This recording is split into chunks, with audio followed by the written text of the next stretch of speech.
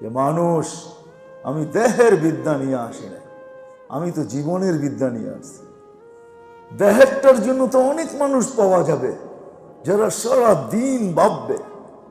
আমি একটু আগেই বলে আসছি, একটু আগে মাগরিবের পরে এক জায়গায় বলছি, আমাদের তাবলিগি প্রোগ্রাম ছিল, ওইখানে আমি বলছি, যদিও জিনিসটা খারাপ দেখা যাবে, কে কিভাবে নিবে জানি না, মুসলমান মাথা তো এই জন্য ছিল না, ব্রেন তো এই জন্য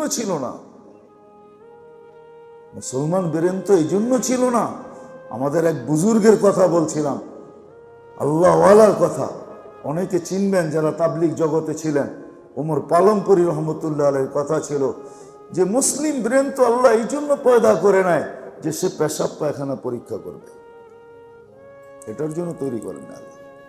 বলে তাইলে এটা করবে কে? অনেক লোক আছে।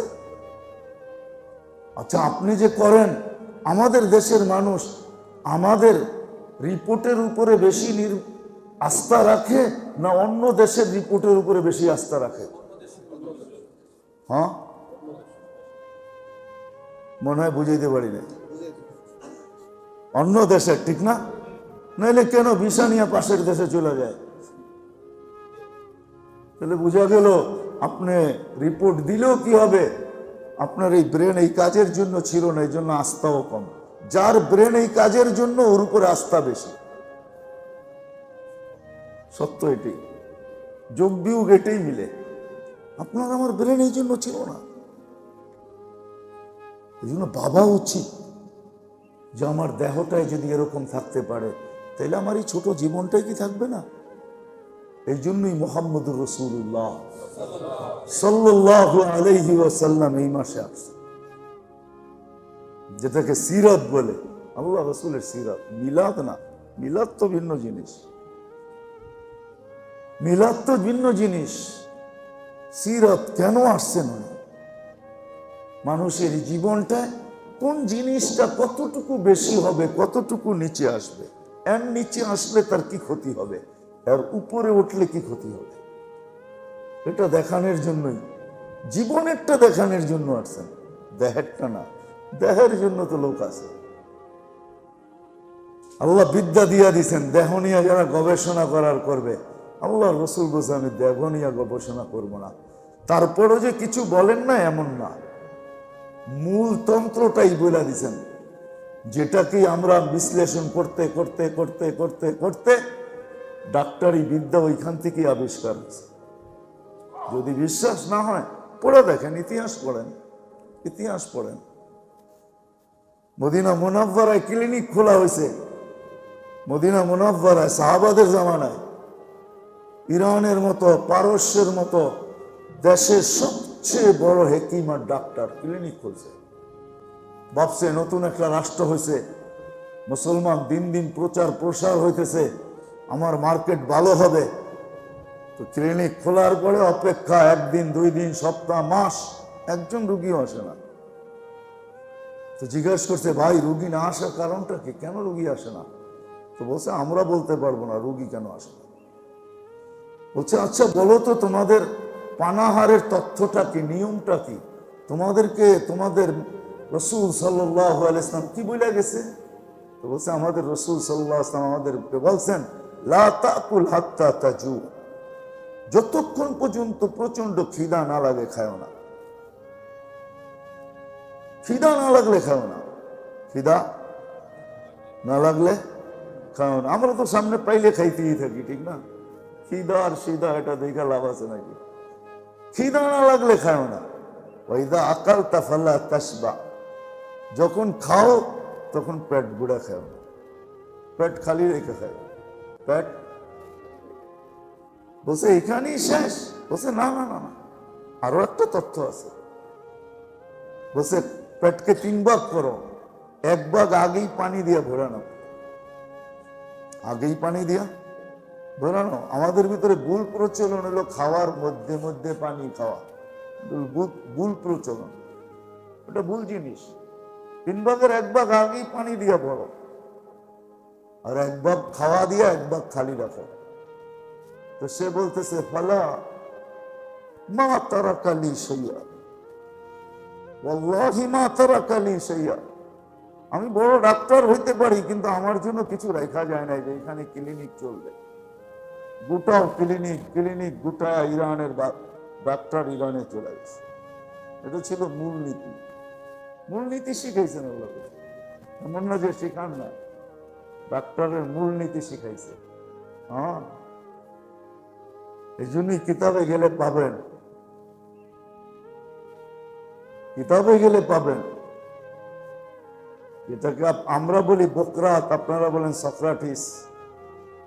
এথেন্সে যার বাড়ি, আমি 2008-এ দেখছি ওর বাড়ি। যদিও সারা দুনিয়া বলে ও কাফের ছিল না, ও মুসলমান ছিল। ওর বাড়ির নিচে এখনো, ওর বাড়ির উপরে একটা মসজিদ, নিচে একটা মসজিদ, একটা পাঞ্জেগানা, একটা জুমা মসজিদ। ও মুসলমান না হলে এই দুই মসজিদ ওর ওইখানে হইতো না। ওকে কেউ জিজ্ঞাসা করছিল যে মরণ ব্যাধি কি, বলছে দুনিয়াতে কোনো এরকম মরণ ব্যাধি নাই যেটার ওষুধ আল্লাহ তৈরি করেন নাই। হাদিসও এটা বলে, মা মিন দাইন ইল্লা লাহু দাওয়া। দুনিয়া এরকম কোন রোগ নাই যেটার ওষুধ না আছে। তারপরে আল্লাহই বলছেন, আল্লাহ রসুলই বলছেন, কালিলাম মা ইয়ারিফুন, অনেক কম মানুষ উদ্ঘাটন করতে পারে।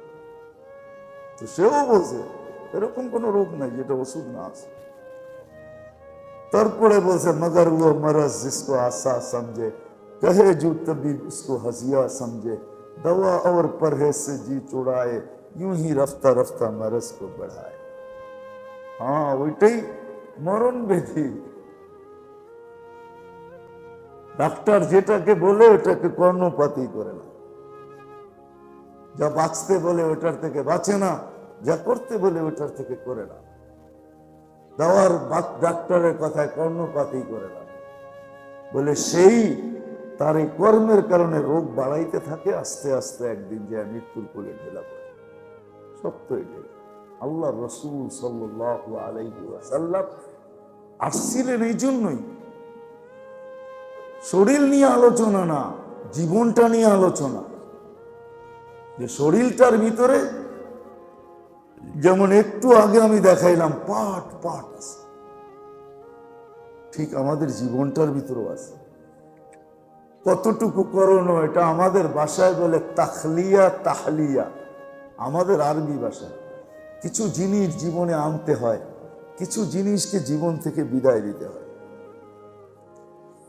কিছুকে বাহির করে দিতে হয়, আর কিছুকে জীবনের ভিতরে আনতে হয়।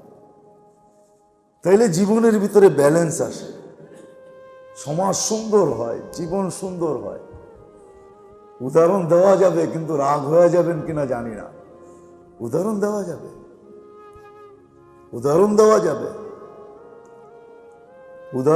যাবে। মানুষের উপরে যখন লোভের লোভে যখন মানুষ অ্যাডিক্টেড হয়, শুধু নেশাগ্রস্ত জিনিস খাইলেই অ্যাডিক্টেড হয় না, লোভেও মানুষ অ্যাডিক্টেড হয়। লোভে যখন অ্যাডিক্টেড হয়, যদিও তার জীবনটা গড়ে দেখা যায় বাড়ি গড়তেছে, গাড়ি গড়তেছে, ব্যালেন্স গড়তেছে, কিন্তু দেখা যাবে এই তো তার লোভের শিকার হয়ে হাজারো মানুষের জীবন বরবাদ হইতেছে, হাজারো মানুষের জিন্দগি বরবাদ হয়ে যেতেছে। এই জন্য আল্লাহ রসুল বলছে এক সময় আসবে হাওয়া ফি কায়দুল ইলমি, মানুষ বিদ্যার আলোকে চলবে না। হাওয়া ফি কায়দুল ইলমি, ওই সময় মানুষ বিদ্যাকে স্বার্থ সিদ্ধির জন্য ব্যবহার করবে, নিজের স্বার্থের জন্য ব্যবহার করবে। দেখবে নিজের স্বার্থ কোথায়, নিজের স্বার্থ কোন জায়গায়, নিজের স্বার্থটা কি আগে রাখবে, তখন সমাজের অবস্থা কি হবে। আল্লাহ রসুল বলছে উমিতাতিস সালাহ, ওই সময় আমার উম্মতের জীবনে নামাজ থাকবে না। আরেক হাদিসে আছে থাকলেও খুশু থাকবে না। একটু আগে বলছিলাম থাকবে কিন্তু মজা থাকবে না। কি থাকবে না? নামাজ থাকবে কিন্তু মজা থাকবে না, খুশু থাকবে না। খুশুই মানে মজা। খুশু ওর ভিতরেই আসে যার নামাজে মজা আছে। যখন মজা থাকে তখন খুশু আসে, মজা যখন পায়। এখন বলে ইমাম সাহেব সেজদা এত লম্বা করে কেন? তখন বলবে সেজদা এত শর্ট করে কেন, এখন বলে রুকু এত লম্বা করে কেন। মজা যখন আসবে তখন বলবে রুকু এত শর্ট করে কেন, এখন বলে কেরাত এত লম্বা করে কেন। তখন মজা যখন আসবে তখন বলবে কেরাত এত শর্ট করে কেন। মজা যখন আসবে তো লম্বা হবে,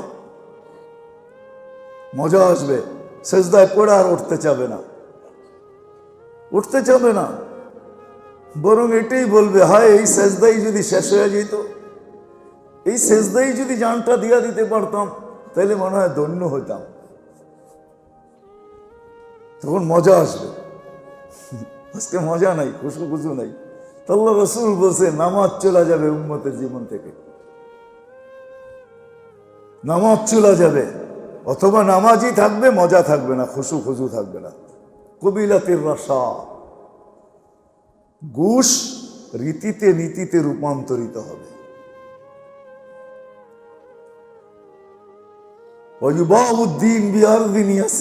দুনিয়া, তখন প্রত্যেক ব্যক্তি লক্ষ্য বস্তু দিন হবে না, দুনিয়া হবে।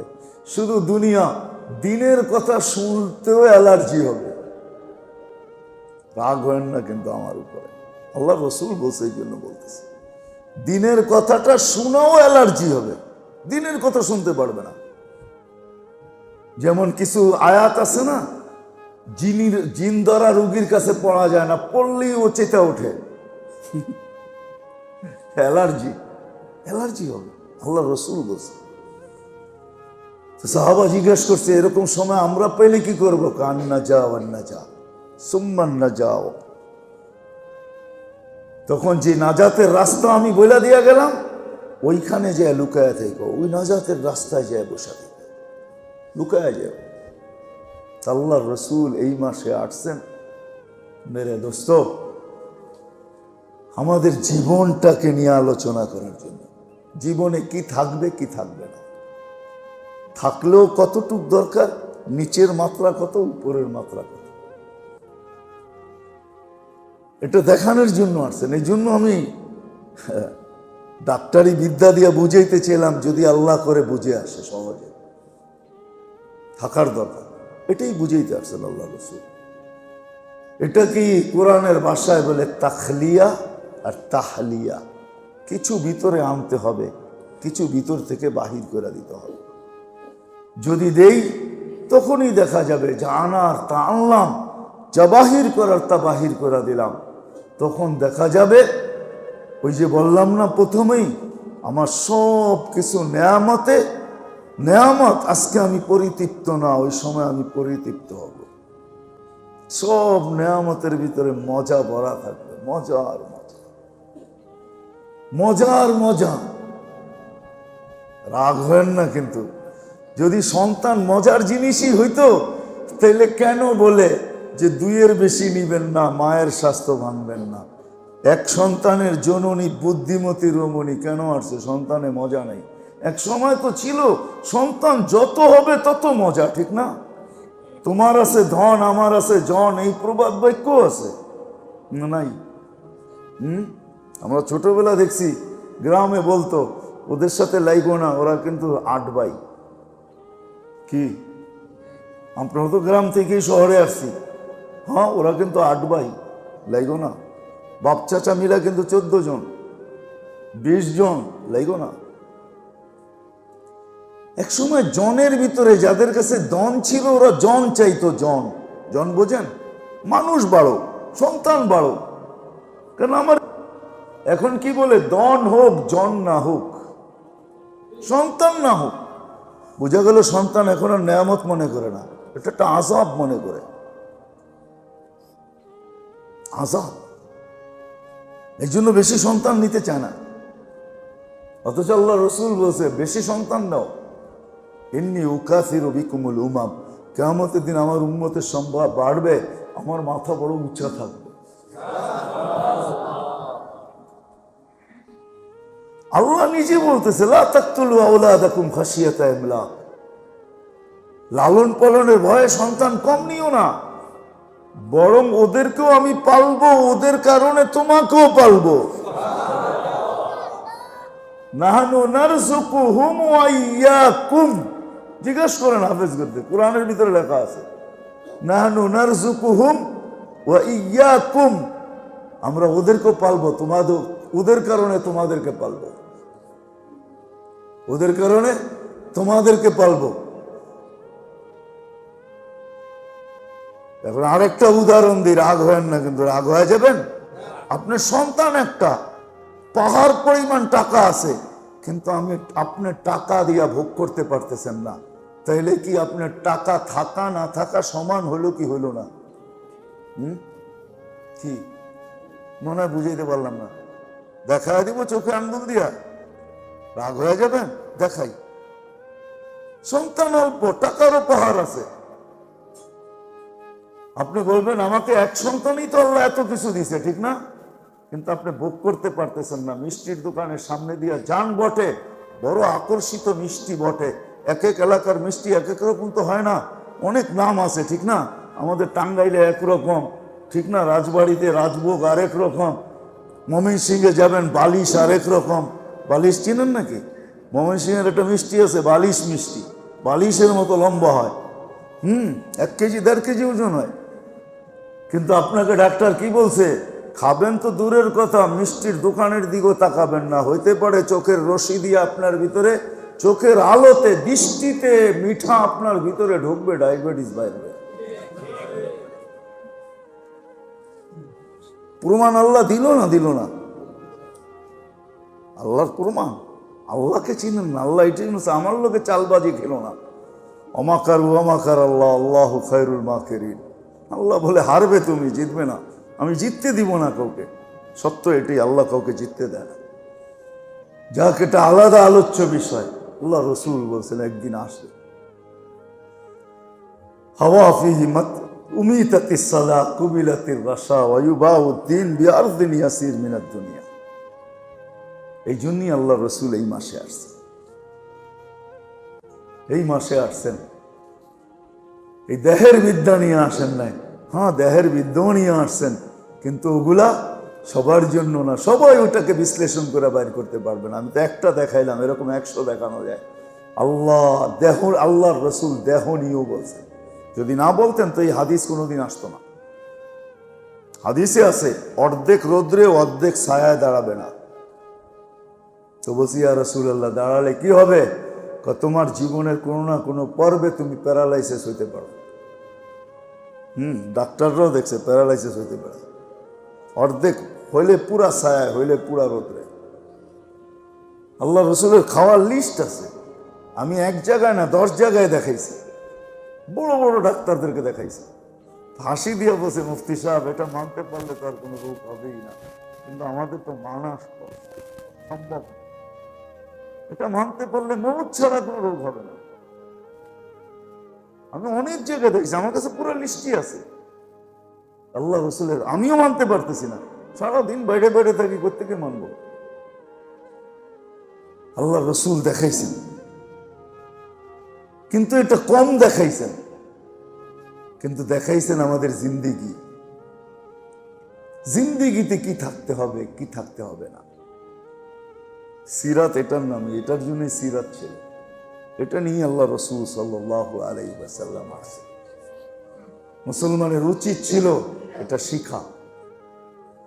মুসলমান যদি শিখতে পারত, আর যদি এমনই হইতো, তাহলে মেরে দোস্ত, হায় হায় হায় হায়, একটা সময় ছিল, একটা সময় ছিল, এখনো ওই সময়টাই থাকতো। মুসলমান এটা বিক্রি করেই দুনিয়াতে চলতে পারতো, আর কোনো কিছুর দরকার ছিল না। এটাকে বিক্রি করেই চলতে পারতো। অনেক সময় দেখা যায় অনেক লোক আছে, অনেক লোক যারা সিভিল ইঞ্জিনিয়ার, ওরা তো নকশা বিক্রি করেই চলে, ঠিক না? কি কি বলেন? নকশা বিক্রি করেই তো গাড়ি, নকশা বিক্রি করেই তো বাড়ি। কি বলেন? যারা বিল্ডিং এর নকশা আঁকে, এরা তো এটা বিক্রি করি, গাড়ি বাড়ি সব চলতেছে না, চলতেছে না? হ্যাঁ, তাহলে আমরাও এটা বিক্রি করেই চলতে পারতাম, যদি আমরা মানতে পারতাম, শিখতে পারতাম, জানতে পারতাম। এটাই নিয়ে রাসূলুল্লাহ সাল্লাল্লাহু আলাইহি ওয়াসাল্লামের আসছে, যে আমাদের জিন্দিগিতে কি দরকার, কি দরকার না, কি জিন্দিগিতে থাকা দরকার, কি থাকা দরকার না।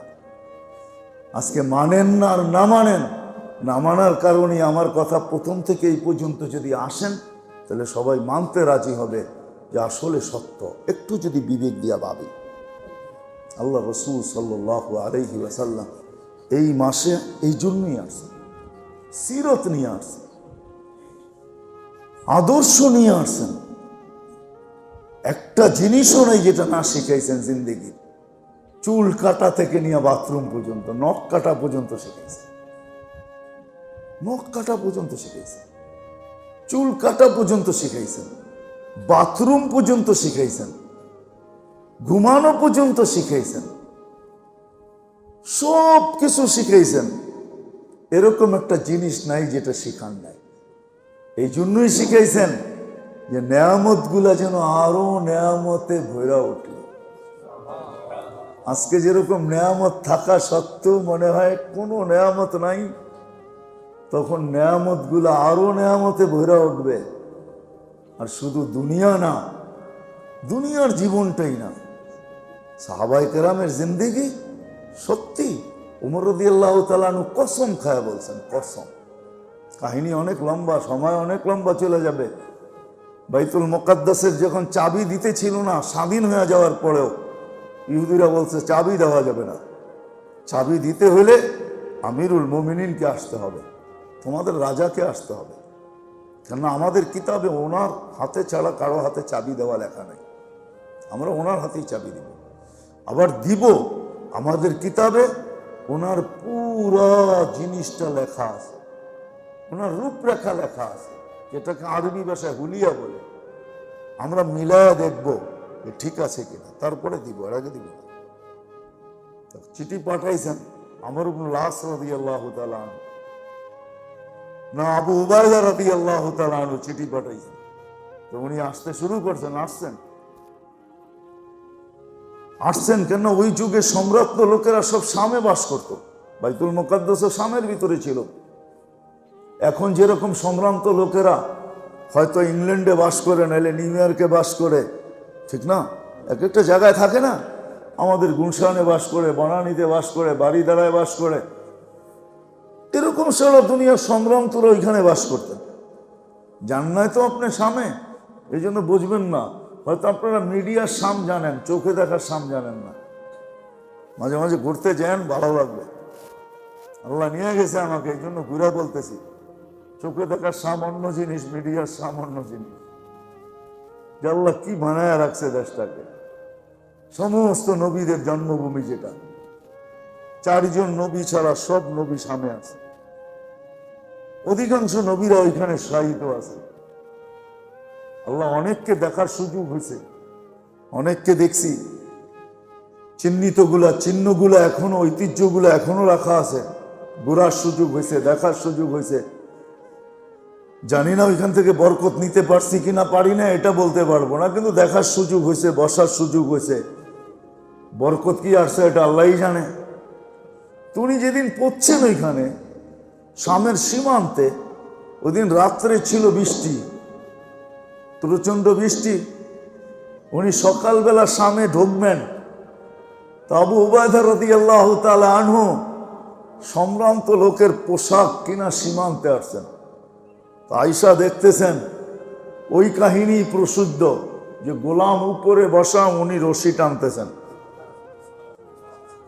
জুতা খুইলা বগলের নিচে নিয়ে নিছেন, চাপ দিয়া রাখছেন, ওই হাত দিয়ে লঙ্গিরে উঁচা করছেন, আরেক হাত দিয়ে রশি উঠে টানতেছেন।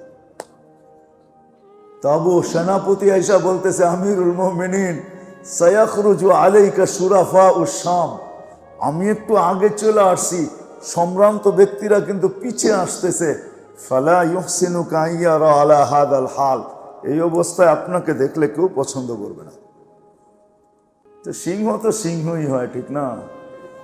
এক চিৎকার, আগাইয়ারতা বিয়মিন ওয়াহিদি আবা উবাইদা, তুমি একদিনে চেঞ্জ হয়ে গেলা, সামনে আসলা আর চেঞ্জ হয়ে গেলা, একদিনে চেঞ্জ। আগাইয়ারতা বিয়মিন ওয়াহিদিন কদ আযানাল্লাহু বিমুহাম্মদ, আল্লাহ আমাদেরকে মুহাম্মদুর রাসূলুল্লাহর জিন্দেগি দিয়ে ইজ্জত দিয়েছে।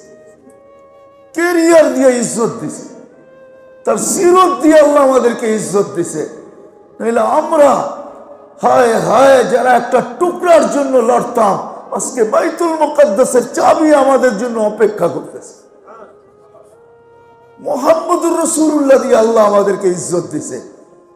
একদিনে চেঞ্জ, এক চিৎকার আবু উবায়দা বলে গায়্যাবতু নাফসি, আমি ওইখান থেকে ভাগছি, সারা দিনে আর সামনে আসি নাই আমি। মেরে দোস্ত, আমাদের একটা পিছনে ইতিহাস আছে, নাইলে ওমর রাদিয়াল্লাহু তাআলা এই কথা বলতেন না। আগাইয়াতা বিয়ামিন ওয়াহিদিন কাজ আযরানাল্লাহু বিমুহাম্মদ, আল্লাহ আমাদেরকে মুহাম্মদুর রাসূলুল্লাহর জিন্দেগি দিয়ে ইজ্জত দিয়েছে, ক্যারিয়ার দিয়ে ইজ্জত দিয়েছে। রাগ হয় না, পায়ে হাত রাখি, পায়ে হাত রাখি। মাগরিবি কালচার আপনারা ভাবেন এটার ভিতরে ইজ্জত। রাগ হয় না, কিন্তু আবার আমাকে অহংকারী মনে করেন না। যতজন বসা আছেন আমার চেয়ে বেশি চৈষা দেখেন নাই মাগরিব, আপনারা আমার চেয়ে বেশি চষছেন। ওয়েস্টার্ন কালচার আমার চেয়ে বেশি দেখছেন, আপনারা আমার চেয়ে বেশি চৈষা বেড়ান নাই কেউ। আমি আপনাদের অনেকের বয়সে ছোট হইতে পারি, আল্লাহ আমাকে ঘুরা ঘুরা গলি গলি নিয়ে দেখাইছে। আমি তো এই মাসেরও 9 তারিখে আসছি আমি আমেরিকা থেকে, 1 মাস সফর করা। আমার ল্যান্ডিং ছিল ডিসিতে, এক রাত্র ওইখানে প্রোগ্রাম ছিল, পরের দিন আমি গেছি মিশিগান, ওইখানে 2 দিন পরে হচ্ছে প্রোগ্রাম ছিল, পরে গেছি শিকাগো, শিকাগোর থেকে 2 দিন প্রোগ্রাম ছিল, তারপরে আমি চলে গেছি বাফেলো, ওইখান থেকে 2 দিন প্রোগ্রাম ছিল, ওইখান থেকে আমি চলে গেছি এলে,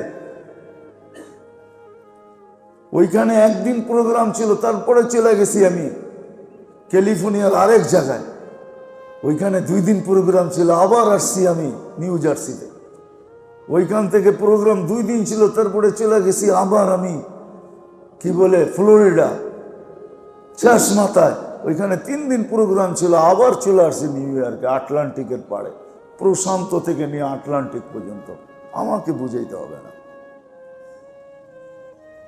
আমাকে বুঝাইতে হবে না মেরে ভাইও, রাগ হয় না। এই জন্য আমার কথা আমি আপনাদেরকে বুঝাইতে চাই।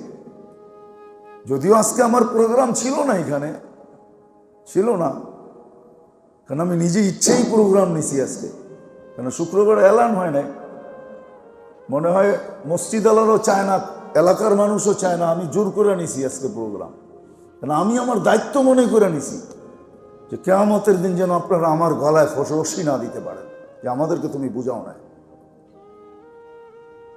কিন্তু আলহামদুলিল্লাহ বাংলাদেশে মানুষ চায়, সারাদিনে 50-100টা ফোন আসে, মানুষ প্রোগ্রামের জন্য পাগল। আমি সকাল থেকে 3টা, এটা 3য় নাম্বার, 2টা তাবলিগি ছিল, একটা এটাও তাবলিগি প্রোগ্রাম না। আমি আমার পক্ষ থেকে নিছি যে না, আমি কিছুদিন এলাকার লোককে সময় দিই, কিছুদিন, যখন বেশি অনীহা দেখবো দিব না, কেন দায়িত্ব তো না, আমার একটা সীমা পর্যন্ত যেতে হবে, ওই সীমার পরে যখন আমার উপরে বৈধতার ছাপ চলে আসবে আমি আর আসবো না, আপনারা খুঁজেও আমাকে পাবেন না। হ্যাঁ, হয়তো বাসায় আসবো, বাইরে চলে যাব, এলাকা ছেড়ে তো যাওয়া যাবে না, বাসা যখন এখানে করেই ফেলছি এখানেই থাকতে হবে। এই জন্য পায়ে হাত দিয়ে বলি আপনাদেরকে, কোনো লাভ হবে না, লাভ ওইটাই হবে যেটা উমর রাদিয়াল্লাহু তাআলা আনহুর ফতোয়া, কাদ আহসানাল্লাহু বিমুহাম্মদ, আল্লাহ হুজুরের জিন্দেগি, রাসূলুল্লাহ সাল্লাল্লাহু আলাইহি ওয়াসাল্লামের জিন্দেগি দ্বারা আল্লাহ আমাদেরকে ইজ্জত দিবে, আমাদের জীবনটা গুছানো হবে। আল্লাহ রসুল দেহ নিয়ে এত বলেন নাই, জিন্দেগি নিয়ে বলছেন। আর কারণ এটাও আমি আপনাদেরকে তুলনা করে দেখাইলাম, যদি একটা জীবনের শরীরের ভিতরে এত কিছু থাকতে পারে, তাহলে আমার দেহটা থেকে, আমার জীবনটা থেকে কিছুই নাই। এটা কি করে একটা বিদ্বান মানুষ ভাবতে পারে? কি করে একটা বুদ্ধিমান মানুষ ভাবতে পারে? কি করে একটা এডুকেটেড পার্সন ভাবতে পারে? কি করে একটা সুশীল সমাজের লোক হয়ে ভাবতে পারে যে আমার জীবন আমার যেরকম মনে চায় এরকম চালাবো? তাহলে তুমি শরীরটা কেন চালায় দেখাইতে পারো না? ওইখানে কেন তোমাকে টেস্ট করতে হয়? ওইখানে কেন তোমাকে মানতে হয় যে এটা এতটুক উপরে, এটা এতটুক নিচে? নিচে আসলেও আমার জন্য ক্ষতি, কেন তুমি ফ্লাইট নিয়ে চলে যাও বিদেশে চেক আপ করার জন্য? শরীরটা যদি থাকতে পারে তাহলে জীবনটা কেন থাকবে না? আমাকে বুঝান, কেন থাকবে না জীবনটা? শরীরটা যে আল্লাহ দিছে, জীবনটা কি আল্লাহ দেয় না? দেহটা যিনি দিছে উনি দেহের ভিতরে হায়াত দেয় না? না দেয় নাই?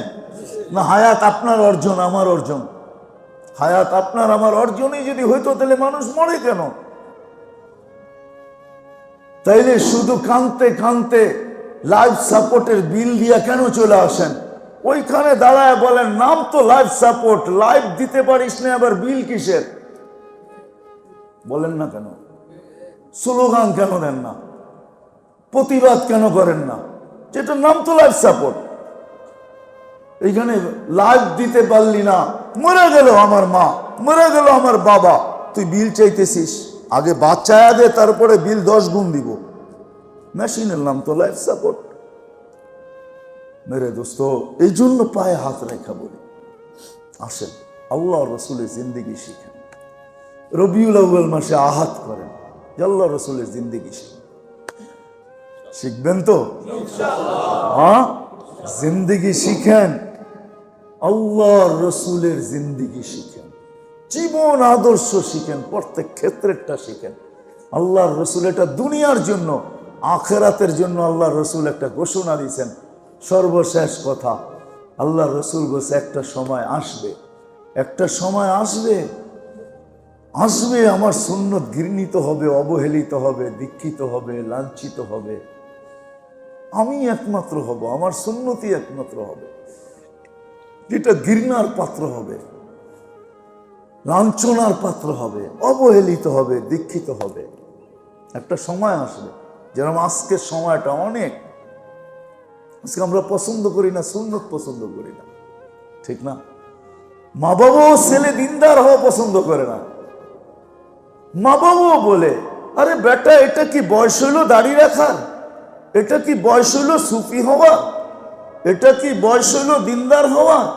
কিন্তু এক সময় যখন ওই সন্তানই বাপের মাথায় পিস্তল ধরে বসে, তখন ভাবে একদিন আমি বলছিলাম আজকে তুই প্রতিদান দিতেছিস, একদিন আমি বলছিলাম আজকে তুই প্রতিদান দিতেছিস, এটা ওই কথার প্রতিদান। রাগ হয় না, ওই কথার প্রতিদান। আজকে প্রত্যেক মা বাবার সামনে সন্তান ছোট চোখ কম করে, বড় চোখ বেশি করে। আল্লাহর রসুল বলছে ওই সমাজের চেয়ে লানতি সমাজ নাই যেই সমাজ সন্তানেরা মা বাবার সাথে বেয়াদবি করে, মা বাবাকে বেইজ্জত করে, মা বাবার সামনে উঁচা আওয়াজে কথা বলে। শুধু শুধু তো আল্লাহ ওসিয়ত করেন না, ওয়াসাইনাল ইনসানা বিওয়ালিদাইহি ইহসানা আনিশকুর লি ওয়ালিওয়ালিদাইকা। শুধু শুধু আল্লাহ বলেন না আমার কৃতজ্ঞতা কখনো আমার কাছে গ্রহণ হবে না যতক্ষণ তুমি মা বাবার কৃতজ্ঞতা স্বীকার না করবে। সাফ কোরআনের শব্দ। আল্লাহ বলে আমার কৃতজ্ঞতা ওই পর্যন্ত আমার কাছে গ্রহণ হবে না যতক্ষণ পর্যন্ত তুমি মা বাবার কৃতজ্ঞতা স্বীকার না করো।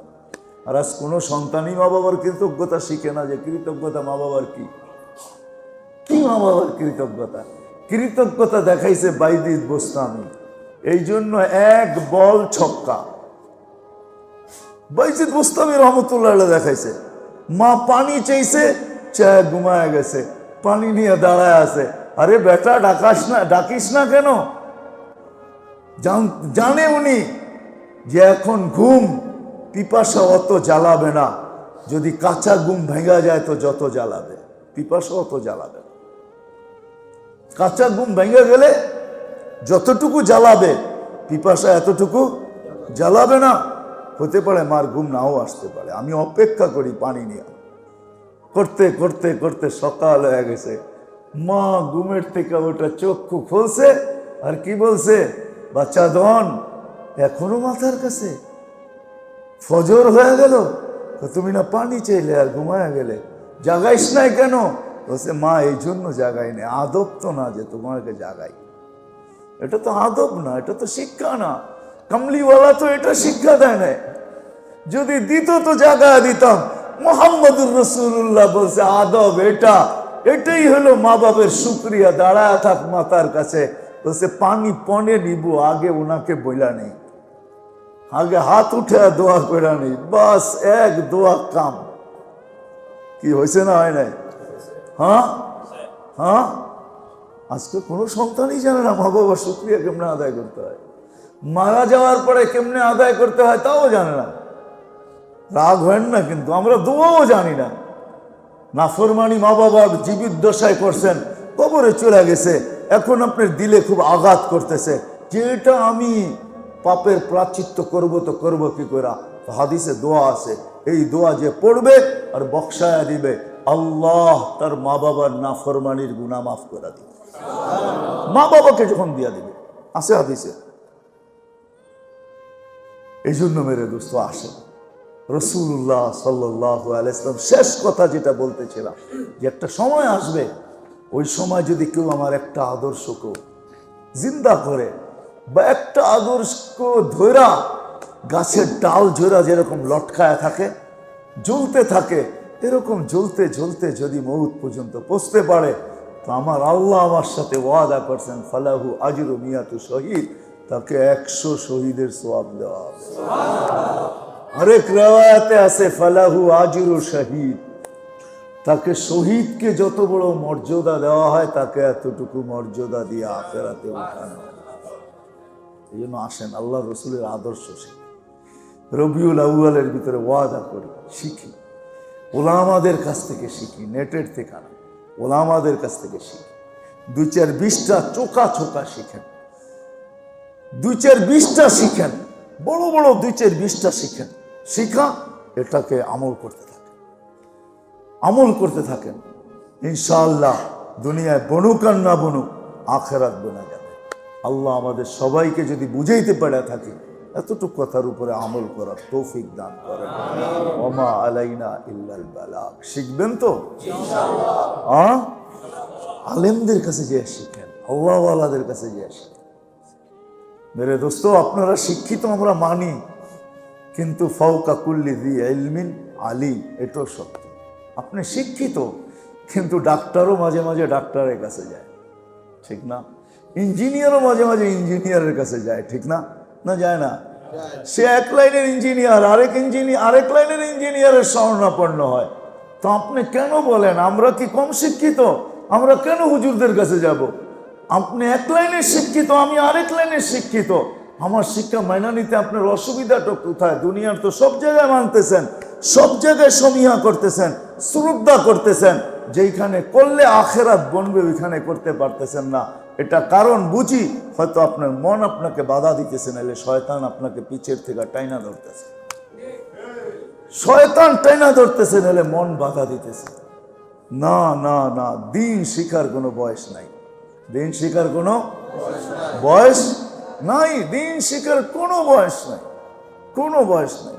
আল্লাহ দিন শিখার কোনো বয়স রাখেন নাই। যেই বয়সেই শিখবে ওই বয়সেই দামি হবে। শিখেন, ওলামাদের কাছ থেকে শিখেন। আলহামদুলিল্লাহ, নূরবাগালাদের বেশি দূরে যাইতে হয় না। নূরবাগের কোলের ভিতরে একটা দাওরা হাদিস মাদ্রাসা, এত বড় মসজিদ, এতগুলো আলেম ওলামা, এখানে ইচ্ছা করলে এখানে শিখতে পারি। আপনারা যদি সহযোগিতা করেন কমিটিকে, তাহলে কমিটির সব কিছু করা সহজ হবে। আর যদি আপনারা সহযোগিতা না করেন, তাহলে নিজের থেকে তো কিছু করা কয়দিন হয়ে উঠবে। এই জন্য আমার এলাকাবাসীদেরও কাছে দরখাস্ত, কমিটিকে সহযোগিতা করেন, যাতে এইখানে সর্ব ধরনের জিনিস সামনে আসে। এই জন্য সহযোগিতা করা চাই, আবেদন রাখা চাই, অনুরোধ রাখা চাই, দরখাস্ত রাখা চাই, আগে রাখা চাই এদের, যে আপনারা আগে বাড়েন, আমরা সহযোগিতা করব। করবেন তো ইনশাআল্লাহ? হ্যাঁ, সহযোগিতা করেন এদেরকে, খালি সমালোচনা করেন না, সহযোগিতা করেন। তাহলে দেখবেন যে ইনশাআল্লাহ এত বড় একটা মাদ্রাসা, এখানে দাওরা পর্যন্ত কলা কলা রসুল পড়ানো হয় এখানে। এই বছর তো আমরা আশা করি 49 জন ছাত্র এই বছর দাওরায় পাগড়ি নেবে। খুশির বিষয় হবে না দুঃখের বিষয় হবে? হ্যাঁ, 49 জন নিবে, যদি শেষ পর্যন্ত সবাই টিকা থাকে।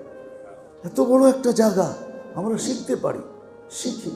কমিটিকে বলি আপনারা ব্যবস্থা করেন আমাদের জন্য, শিখার জন্য। লজ্জা পায় লাভ নাই, অন্যথায় বড় লজ্জা একদিন পাইতে হবে, বড় লজ্জা একদিন পাইতে হবে। আইসেন না কিন্তু, জানি না বাহিরের লাউড খোলা আছে কিনা। হ্যাঁ, বাহিরের লাউড খোলা, এই জন্য বললাম না। তাও ইশারায় বইলা দেই, বলে হারবাল ডাক্তার দেখাইতে হলে আগেই দেখাও, পরে দেখাও না, তাহলে লজ্জা বড় হবে। মনে হয় বোঝেন নাই। ওটা লজ্জা অনেক দূর পর্যন্ত ছড়ায়া যাবে, কিন্তু আগে দেখাইলে শুধু তুমি আর ডাক্তার এতটুকু পর্যন্তই থাকবে। আজকে যদি লজ্জা পান, লজ্জা পান না, আজকে লজ্জা না, এটা এটা সীমিত থাকবে, নাহলে কিয়ামতের দিন লজ্জা পাইতে হবে। আর আমরা শুধু না, ঘরেও শিখাই, বাচ্চাদেরকেও শিখাই, আল্লাহ রসুলের আদর্শ শিখাই। ইনশাল্লাহ এর দ্বারাই দেখবেন, কসম খোদার, এর দ্বারা দেখবেন। আমি বললাম না যে নেয়ামত আছে কিন্তু মজা নেই, নেয়ামত আছে কিন্তু পরিতৃপ্ত না। নেয়ামত আছে, নেয়ামত নেয়ামতই মনে হয় না। কত মা বাবা রাত্রে উঠা দোয়া বদদোয়া করে, আল্লাহ চাইয়া আনছি, এখন চাইতেছি তুমি নিয়ে যাও। হ্যাঁ, বহুত মা বাবা আছে, বহুত মা বাবা আমাদের কাছে আসে, হুজুর দোয়া করে দেন, বড় চায়া আনছিলাম, এখন আর টিকতে পারতেছি না, একটু দোয়া করেন, হয়তো ভালো হয়ে যাক, নাহলে দোয়া করে দেন আল্লাহ যেন নিয়ে যায়। কি নাই? হ্যাঁ, রাগ হয়েন না, এই মজলিসও কেউ হইতে পারে, আছে সন্তানের জন্য বদদোয়া করে, কিন্তু নেয়ামত কেন? এই জন্য আল্লাহ আমাদের সবাইকে আমল করার তৌফিক দান করে। শিখবো তো? ও একটা কথা রয়ে গেছে, না বললেই নয়। আল্লাহ রসুল বড় ইঙ্গিত দিছে, শিখো, তাআল্লামু ক্বাবলা আন ইউকবাব, শিখো, নাইলে একদিন আসবে আল্লাহ নারাজ হবে। আর আল্লাহ বলে, আমি উলামাদেরকে বিদায় করতে হবে না। হাদিসে আছে, একদিন আল্লাহই উলামাদেরকে উঠায় নিয়ে নিবে। 2020-এ নিয়ে নিছেন অনেক, 2020-এ সারা দুনিয়ার থেকে, ওটাকে শুধু করুণার বৎসর বললে চলবে না, আমি তো বলি আম্মাতুল হুসন, সবচেয়ে বড় দুঃখের বৎসর ছিল 2020। বাংলার জমিন থেকে বাছা বাছা আল্লাহওয়ালা ডর্জনের উপরে উঠা গেছে এক বৎসরের ভিতরে, প্রতিদিন উঠতেছে। এই গত সপ্তাহে 2 জন চলে গেছে সারা দুনিয়ার ভিতর থেকে, বড় বড় আলেম। আল্লাহ রসুল বলছে, শিখো, তাড়াতাড়ি শিখো, নাহলে তোমাদের বিদায় করতে হবে না, আমারটা আমি উঠে নিয়ে আসবো। দেখবা দড়া দড় মরতেছে, কয়েকদিন পরে খালি, তারপরে দেওয়ালে শুধু মাথা মারবে যে হায় শিখলাম না। কেননা আফসোস, নেয়ামত হারায় গেলে আফসোস হয়, এটা বটে। আমাদের খিলগায় বহুত মানুষ আছে যারা সারাদিন আফসোস করে, একা একা আফসোস করে, কাউকে বলতে পারে না, বা কাউকে বইলেও আফসোস করে যে খিলগার জমিন কতই তো সস্তা ছিল, ইচ্ছা করলে একবারই কেন 100 বারই করতে পারতাম। এমনও ছিল টাকা মাসে মাসে নিত, এরকমও অফার ছিল, নিয়ে আনেন, ঠিক না? কি এখন খিলগার জমিন আকাশের সাথে কথা বলে, ঠিক না? কি বলেন? এরকম কাদান, ওনাদেরকেও কাদায়, ওনাদেরকেও কাদায়, ঠিক না? কি বলেন? কাদায় না? আসেন কেন? দিনের ব্যাপার বেলায়ও এটাই, ধর্মের ব্যাপারও এটাই। উলামায়ে কেরাম আছে, শিখানে। আর শিখবেন না, আল্লাহ বলে তোমাদের বিদায় করতে হবে না, আমি নিয়ে নিব, বাছা বাছাগুলা নিয়ে নিব, যেগুলা নিলে ফাউন্ডেশন শেষ হয়ে যাবে, কয়েকদিন পরে দেখবা বিল্ডিং এমনি এমনি দোষা গেছে। আল্লাহ বলে আমি, আল্লাহ রসুল বলছে, তাআল্লামু ক্বাবলা আন ইউকবাব, উঠানের আগে শেখানো। এই জন্য আল্লাহ ক্ষেত্র দিছে, আলহামদুলিল্লাহ। শিখি, আর কমিটিকেও বলবো, জনগণ যখন সহযোগিতা করবে, আপনারা এদেরকে ক্ষেত্র করে দেন। ইনশাআল্লাহ একদিন দেখা যাবে এই মজমানা, উপরও জায়গা দিয়া পারবেন না, সামনেও জায়গা, আমি আসবো এটা না, যেই আসবে মানুষের ভিতরে শৌক পয়দা হবে। আল্লাহ আমল করার তৌফিক দান করেন।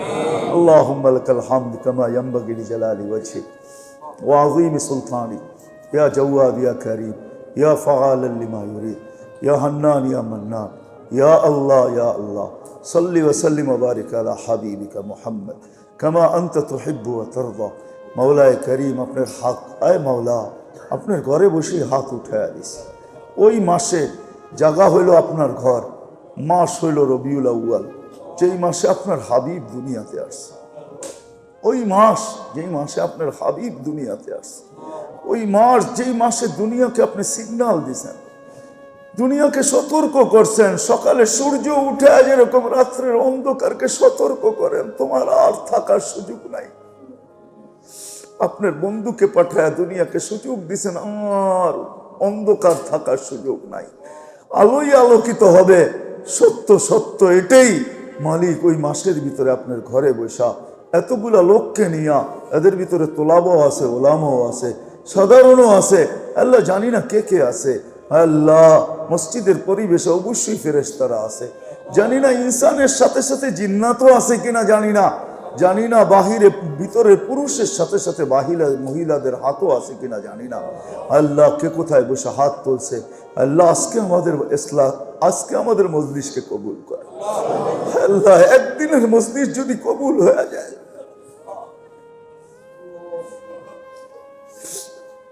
তাইলেই মনে হয় জিন্দেগি বইটা যাবে। একদিনের মজলিস যদি কবুল হয়ে যায়, তাইলেই মনে হয় আমাদের জিন্দেগির চাক্কা ঘুরা যাবে।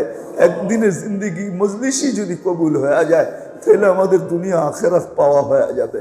আল্লাহ আজকে আমাদের মজলিসকে কবুল করেন, এটাকে কিয়ামত পর্যন্ত কায়েম আর দায়েম রাখেন। আল্লাহ শৌক আর আগ্রহ সবার দিলের ভিতরে বাড়ায় দেন। আল্লাহ বলনে ওয়ালাকেও আল্লাহ কথার ভিতরে তাসির আর ইখলাস দিয়া দেন, শুননে ওয়ালাদেরকেও ইখলাস দিয়া দেন। যার যে পেরেশানি আছে দূর করে দেন, প্রয়োজন আছে মেটায় দেন। অসুস্থতা ছোট হোক আর বড় হোক, শেফায়ে কামেলা আজেলা মুস্তামিররা নসিব করেন। বিশেষ করে অনেকে জটিল রোগে আক্রান্ত, আয় আল্লাহ আল্লাহ জটিল রোগে আক্রান্ত, এখন অল্প অল্প বয়সে মানুষ জটিল জটিল রোগে আক্রান্ত হতেছে। হায় আল্লাহ সবাইকে শেফায়ে কামেলা আজেলা মুস্তামিররা নসিব করেন। হায় আল্লাহ যেই লাইনেই যে পেরেশান হোক, চাই রুজির লাইনে হোক, হায় আল্লাহ চাই সন্তান নিয়া হোক, চাই ব্যবসা বাণিজ্য নিয়া হোক, চাই চাই চাকরি বাকরি নিয়া হোক, চাই মাওলা মামলা মুকদ্দমা নিয়া হোক, যেই লাইনে আয় আল্লাহ আয় আল্লাহ আয় আল্লাহ পেরেশান, সবার পেরেশানিকে দূর করা দেন। আল্লাহ উম্মত আজকে বড় পেরেশান,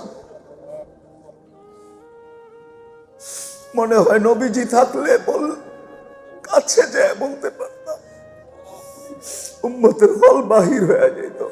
ওয়াদা তো আপনিই করছিলেন, চলেন আসেন আমি উম্মতকে দেখে রাখবো, আর আপনি তো আকরাবু হাবমিন হাবলিল ওয়ারিদ, আপনার কাছেই অভিযোগ করতেছি উম্মতের অবস্থা খুব খারাপ। উম্মতকে বাঁচান, উম্মতকে বাঁচান, উম্মতকে বাঁচান, উম্মতকে বাঁচান, উম্মতকে বাঁচায় দেন, উম্মতকে রক্ষা করেন। আল্লাহ যারা বরাবর ঈমান নিয়ে যারা কবরে চলে গেছে সবাইকে মাফ করে দেন। বিশেষ করে আমাদের আপনজন যারা চলে গেছে মাফ করে দেন, আমাদের মুরব্বী যারা চলে গেছে মাফ করে দেন। আল্লাহ এই মসজিদ মাদ্রাসার ভিতরে যাদের ভিত্তি ছিল, যাদের সর্বপ্রথম হাত ছিল, অনেকেই কবরে, বেশিরভাগই কবরে চলে গেছে, সবাই কবরে চলে গেছে। আল্লাহ এদের কবরকে আপনি নূর দিয়া পুর করে দেন, ফিরদাউসুল আলার ভিতরে মাকাম নসিব করেন। ওয়াসাল্লাল্লাহু তাআলা আলা খায়রি খালকি মুহাম্মাদি ওয়া আলিহি ওয়া আসহাবিহি আজমাইন বিরহমাতিকা ইয়া আরহামার রাহিমিন।